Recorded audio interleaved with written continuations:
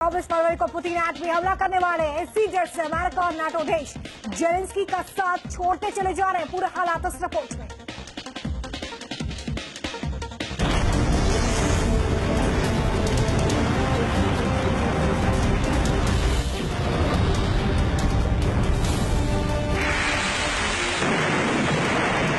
ये 24 फरवरी को Putin Ukraine को खत्म कर देगा।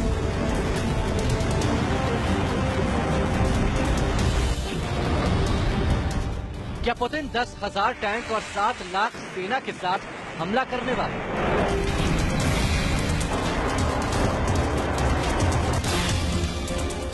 क्या यूक्रेन रूस के इस हमले का जवाब दे पाएगा?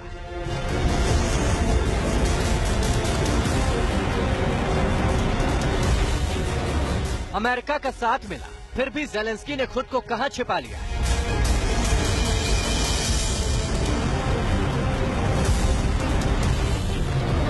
क्या रूस के हमले से ज़ेलेंस्की डरे हुए हैं और खुद को बंकर में छिपा लिया है?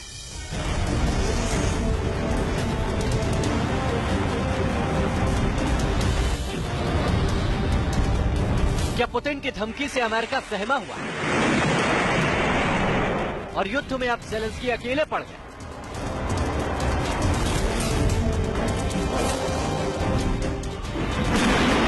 क्या अमेरिका रूस के एटम बम से डर गया, इसीलिए ज़ेलेंस्की को अकेला छोड़ दिया?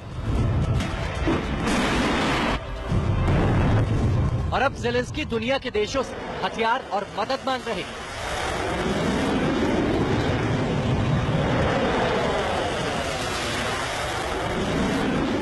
इस वसंत में यूक्रेन जीत की ओर बढ़ रहा है। स्वीडन से आर्टिलरी मिलते ही हम रूसी हमले का मुंह तोड़ जवाब देंगे।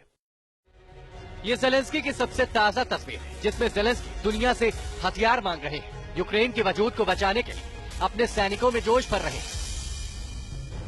लेकिन ज़ेलेंस्की के चेहरे को देखिए, अपने हाव भाव को देखिए, साफ पता चल रहा है कि 24 फरवरी को लेकर ज़ेलेंस्की कितना डरे हुए हैं और खुद को जमीन से करीब 20 फीट नीचे एक अंधेरे कमरे में छिपा लिया है। सवाल यह है कि ज़ेलेंस्की ने खुद को छिपाया कहां? कैमरे की इतनी टाइट फ्रेम बनाई गई ताकि लोकेशन का पता न चल पाए। रोशनी इतनी कम है कि ज़ेलेंस्की की परछाई तक नहीं दिख रही है। ज़ेलेंस्की इस युद्ध को और लंबा खींचना चाहते हैं और इसी वजह से अपने देशवासियों को विक्ट्री का सपना दिखा रहे हैं। हालांकि वो भी जानते हैं कि विक्ट्री बहुत मुश्किल है। रूस जैसी महाशक्ति से जो सामना है वो बहुत आसान नहीं है और जब अब युद्ध अगले चरण में प्रवेश कर रहा है तब उनकी चिंताएं और ज्यादा बढ़ने वाली है। 24 फरवरी को यूक्रेन पर रूस के हमले का 1 साल पूरा होने वाला है और पुतिन यूक्रेन पर 0 डे हमला करने की तैयारी में है।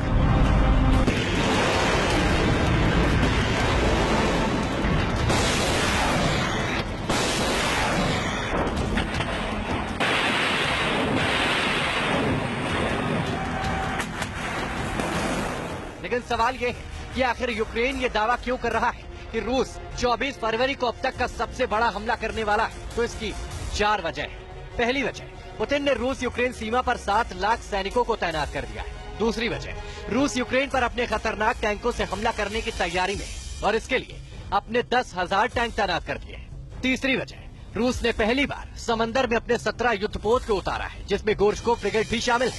वो पानी से न्यूक्लियर हमला करने में सक्षम है। और चौथी वजह, अमेरिका नाटो देशों से यूक्रेन को हथियारों की मदद मिल रही है। और यही कारण है कि ज़ेलेंस्की ने 24 फरवरी से पहले खुद को एक ऐसे अनजान बंकर में छिपा लिया जिसकी जानकारी यूक्रेन के कुछ टॉप कमांडर को छोड़कर किसी के पास नहीं है। और अब 24 फरवरी से पहले ज़ेलेंस्की ने जीत का दावा कर रहे पुतिन को सीधी धमकी दे दी है। रूस की तरफ से पहले जैसा किसी भी हमले के प्रयास को हम विफल करेंगे। मुझे विश्वास है कि हम ऐसा करेंगे। रूस को पहले ही हम इतना नुकसान पहुंचा चुके हैं कि उसे सैनिक मिलने मुश्किल हो जाएंगे। रूस की एटमी धमकी के बाद अमेरिका भी डरा हुआ है और यूक्रेन को सीधे तौर पर कोई भी मदद देने को तैयार नहीं है। अब ज़ेलेंस्की इस युद्ध में अकेले पड़ चुके हैं। अब ज़ेलेंस्की भी समझ गए हैं कि रूसी हमलों का सामना यूक्रेन को अकेले ही करना होगा।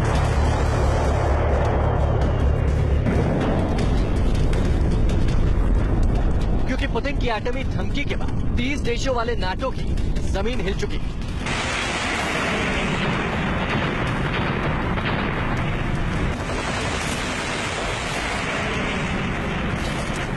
सेना बेलारूस में यूक्रेन पर हमले की तैयारी कर रही है और 17 फरवरी को पुतिन इसका जायजा भी ले चुके हैं।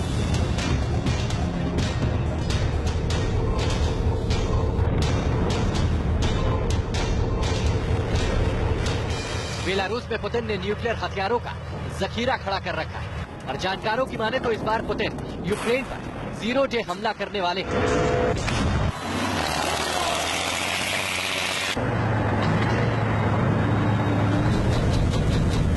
यानी जमीन, आसमान और समंदर अचानक यूक्रेन पर हमला हो और पल भर में यूक्रेन का वजूद खत्म हो जाएगा, मिट्टी में मिल जाएगा।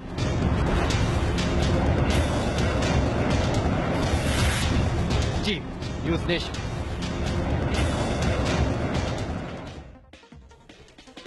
तो रूस ने यूक्रेन की घेराबंदी फिर से शुरू कर दी है। 24 फरवरी को रूस और यूक्रेन युद्ध का 1 साल पूरा हो रहा है। पुतिन यूक्रेन पर बड़े हमले की तैयारी में है। यूक्रेन की सीमा पर 7 लाख रूसी फौज खड़ी हुई है, तो 10,000 टैंक भी रिजर्व में रखे गए। और इतना नहीं, रूस के पास 3300 मेन बैटल टैंक ऑपरेशनल हैं, यानी इन टैंकों का रूस यूक्रेन युद्ध में उतार चुका है वो, जबकि 10,000 टैंक को रूस रिजर्व रख चुका है। कहा यह जा रहा है कि पुतिन ने इन टैंकों को मैदान में उतार दिया है। रूस के पास जो टैंक हैं उनमें सबसे खतरनाक है T-40 अर्माटा टैंक, जिसे रिमोट कंट्रोल के जरिए चलाया जाता है। देखिए ये तमाम चीजें जो इस वक्त रूस के पास हैं, T-90 टैंक, ये टैंक दुनिया के सबसे बेहतरीन टैंकों में से एक माना जाता है, जो रात में भी लड़ने में सक्षम है। इसकी खासियत है परमाणु हमले का भी इस पर कोई असर नहीं होता। और साथ ही T-80 टैंक, इसकी सबसे बड़ी खासियत यह है कि ये गैस टरबाइन इंजन और एंटी टैंक गाइडेड मिसाइल को सामान्य राउंड की तरह फायर करने की क्षमता रखता है। इसके अलावा T-72 टैंक की खासियत की बात की जाए तो इसमें दुश्मन के टैंकों को ट्रैक करने के लिए ऑटोमेटिक ट्रैकर मौजूद है। और साथ ही क्रू 3 टैंक 12 किलोमीटर दूर बैठे दुश्मन को नेस्तनाबूद करने में सक्षम है। इसकी ऑपरेशनल रेंज 500 किलोमीटर है। DMP-2 टैंक की भी बात यहाँ पर करना जरूरी हो जाता है। इसके सामने दुश्मन का टिक पाना बेहद मुश्किल है। ये 1 मिनट में 550 राउंड फायर करता है। ये तमाम वो खासियत है जो रूस के पास मौजूद है, जिसकी वजह से रूस इस पूरी लड़ाई में काफी पावरफुल नजर आ रहा है। और यही वजह है कि यूक्रेन लगातार पीछे हटता जा रहा है। ज़ेलेंस्की डरे हुए हैं, अगर ये सारे हथियार एक साथ आते हैं तो मुश्किल हो जाएगी यूक्रेन की। तो वॉर से अब बाहर निकलते हैं और अब बात पाकिस्तान की। लेकिन पाकिस्तान में भी हालात ठीक नहीं है। कंगाल हो चुके पाकिस्तान में भी